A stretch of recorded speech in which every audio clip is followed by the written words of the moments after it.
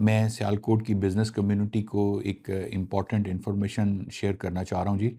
کہ ہمارا دیرینہ مطالبہ تھا فکس ٹیکس رجیم جس طرح پہلے تھا وہ بحال کیا جائے، اور اس سلسلے میں ہم نے وزیر اعظم سے اور مختلف ایف بی آر میں اعلیٰ افسران سے ملاقاتیں کیں، اور ہم پچھلے کوئی 2 سال 3 سال سے ہم اس چیز میں شدید آواز اٹھا رہے ہیں سیالکوٹ چیمبر کے پلیٹ فارم سے۔ اس سلسلے میں میری جو لاسٹ ملاقات ہوئی پرائم منسٹر آف پاکستان سے، اور انہوں نے پھر کہا کہ ہم یہ جو ایف ٹی آر ہے اس کو تو ہم بحال نہیں کر سکتے، لیکن اس کی طرز پر ہم آپ کو جو انکم ٹیکس ڈپارٹمنٹ ہے اس کی من مانی نہیں کرنے دیں گے۔ اور میں شکریہ ادا کرنا چاہوں گا کہ کل شام کو بزنس فیسیلیٹیشن کمیٹیز قائم کی گئی ہیں پورے پاکستان کے لیے۔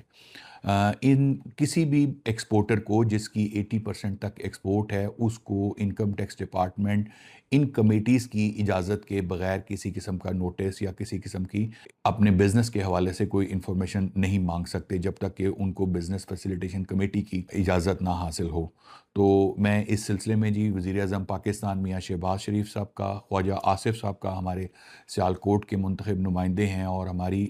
سیالکوٹ چیمبر کی انہوں نے بھرپور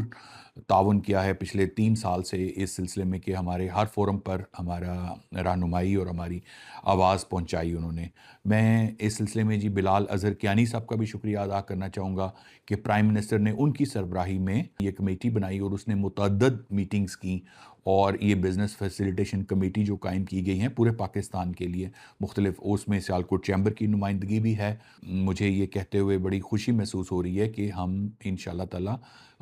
اپنے بزنس ایکسپورٹرز کو کسی بھی انکم ٹیکس ڈپارٹمنٹ کی من مانی سے